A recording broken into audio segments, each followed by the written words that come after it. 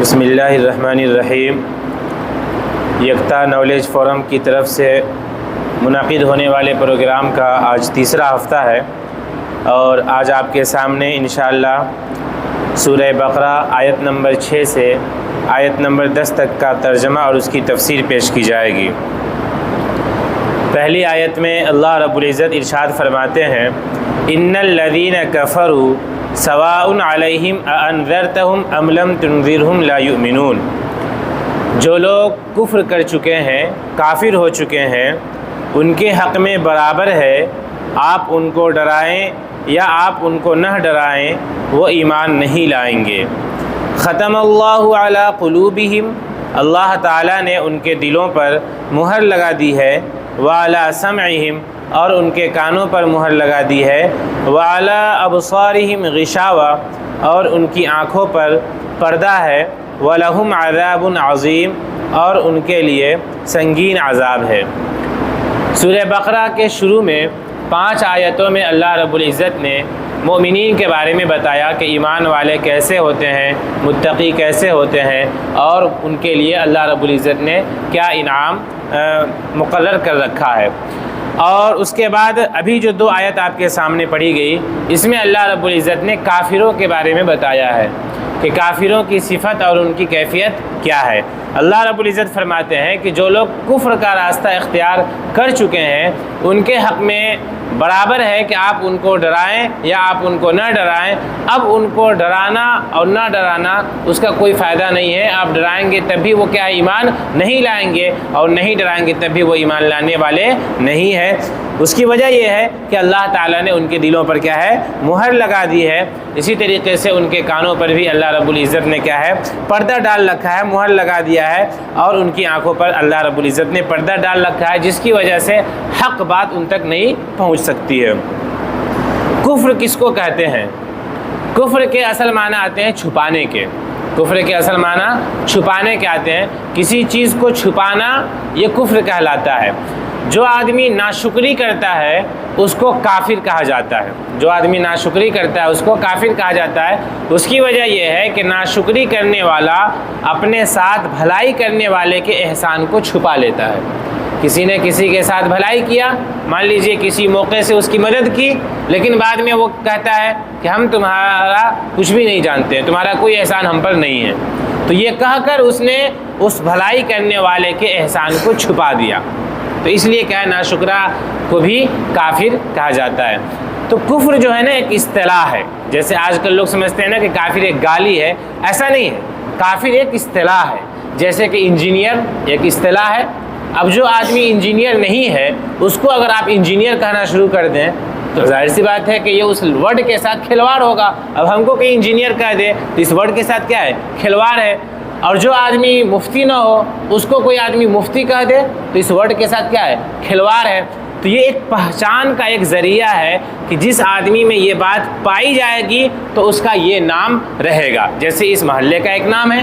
تو اسی طریقے سے جو آدمی اللہ رب العزت کو نہیں مانتا ہے، اسلام کی بدیہیات کا، اسلام کی تعلیمات کا انکار کرتا ہے، تو اس کے لیے ایک ورڈ چنا گیا ہے کہ اس کو کافر کہا جائے گا۔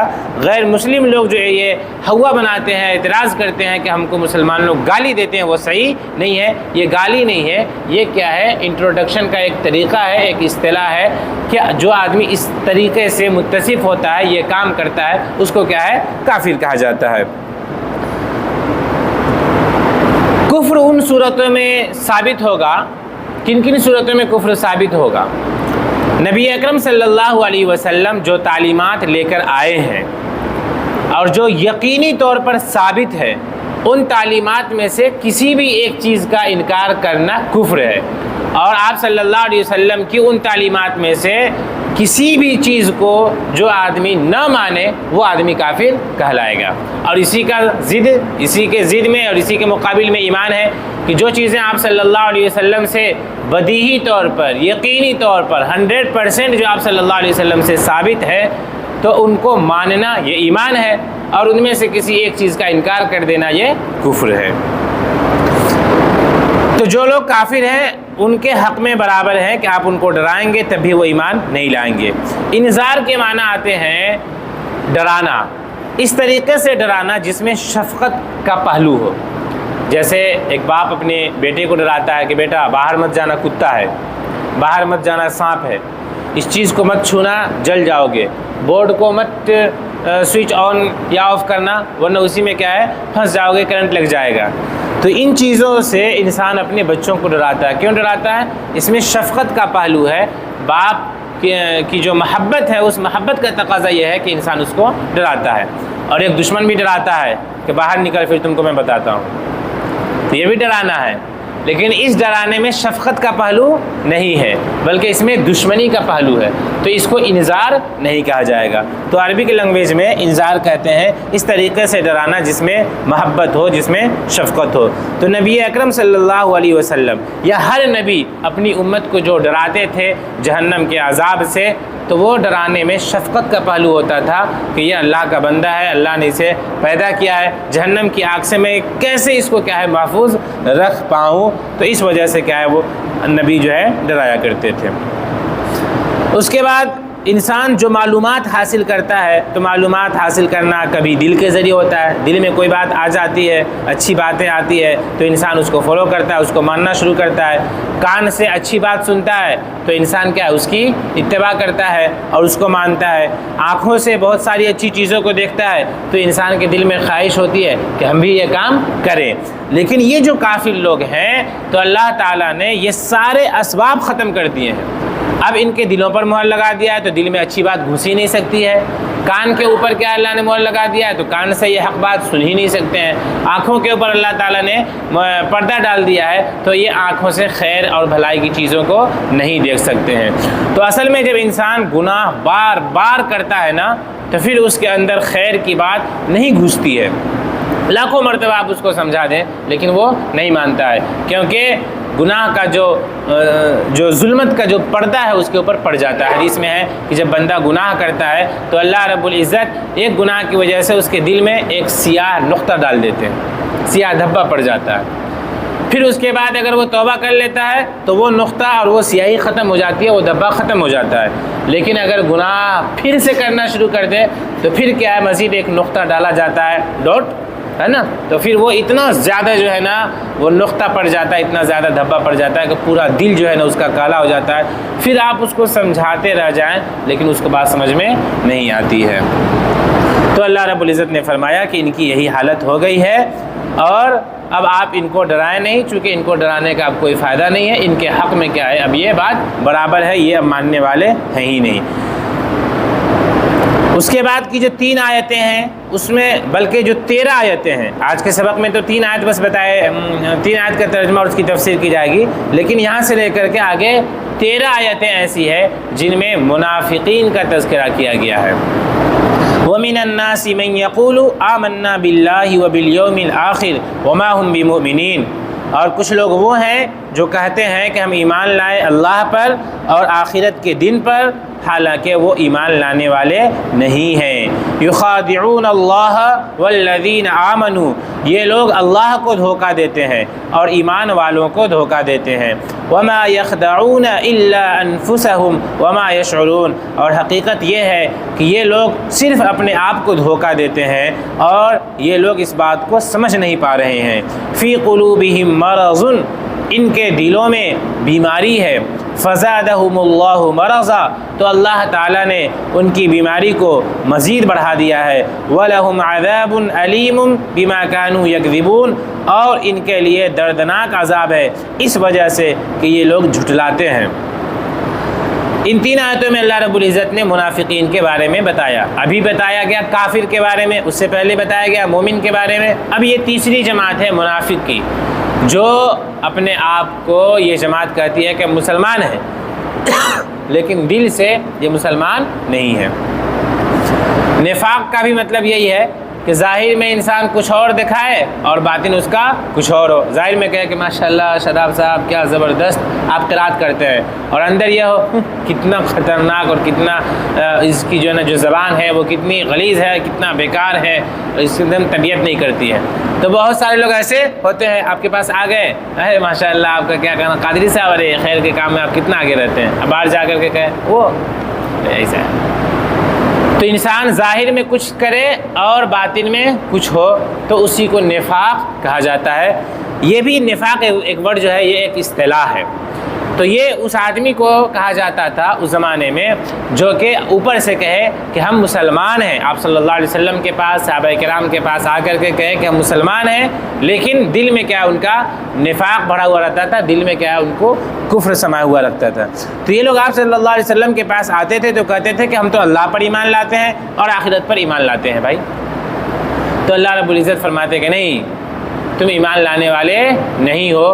ایمان کا تو مطلب ہی یہی ہے کہ دل سے اس بات پر یقین کرے انسان۔ اگر دل ہی اس بات پر مطمئن نہیں ہے تو پھر وہ ایمان نہیں ہے۔ ایمان کا تعلق انسان کے قلب سے ہے۔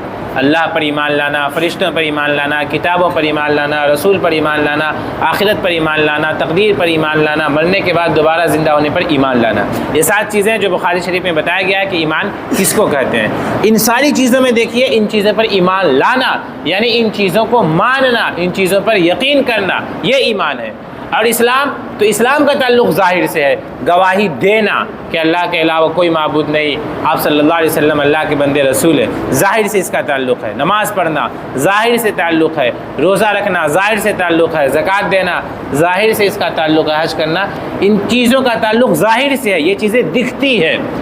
تو یہ لوگ ایمان لانے والے نہیں ہیں، اور یہ اگر یہ اپنے آپ کو کہتے ہیں کہ ہم ایمان والے ہیں تو یہ غلط کہتے ہیں، کیونکہ ان کا دل جو ہے وہ تو اللہ رب العزت کی ذات پر، یوم آخرت پر یہ دل سے تو یقین ہی نہیں کرتے ہیں۔ تو پھر یہ لوگ ایسا کیوں کرتے ہیں؟ تو یہ ایمان والوں کو دھوکہ دینا چاہتے ہیں تاکہ ایمان والے سمجھے کہ یہ تو اپنا بھائی ہے، یہ بھی مومن ہے، لہذا ساری باتوں کو شیئر کر دے، جو بھی باتیں کہی جا رہی ان تمام چیزوں کو یہ شیئر کر دے اور پھر جا کر کے یہ دشمن کو بتا دے۔ تو اس طریقے سے دھوکہ ہوگا۔ بہت سارے لوگ ہوتے ہیں نا گاؤں دیہات میں، وہ آپ کے پاس آئیں گے، آپ کی بات پوچھ لیں گے، اور جب جان جائیں گے کہ آپ کتنے پانی میں ہیں تو پھر جا کر کے آپ کے دشمن کو بتا دیں گے کہ وہ ان سے لڑائی کر سکتے ہو، ان میں دم خم نہیں ہے۔ تو انسان ان چیزوں سے کیا دھوکے میں پڑ جاتا ہے۔ اللہ فرماتے ہیں کہ یہ لوگ مومن کو دھوکہ دیتے ہیں، مومنوں کو، اور مومنوں کو دھوکہ دیتے ہیں تو گویا کہ مجھ کو بھی دھوکہ دیتے ہیں۔ مومن کو ستانا، مجھ کو ستانا، مومن کو تکلیف دینا، مجھے تکلیف دینا۔ تو مومن کو دھوکہ دیتے ہیں تو ہم کو بھی دھوکہ دیتے ہیں، اپنے گمان کے مطابق یہ ہم کو بھی دھوکہ دیتے ہیں۔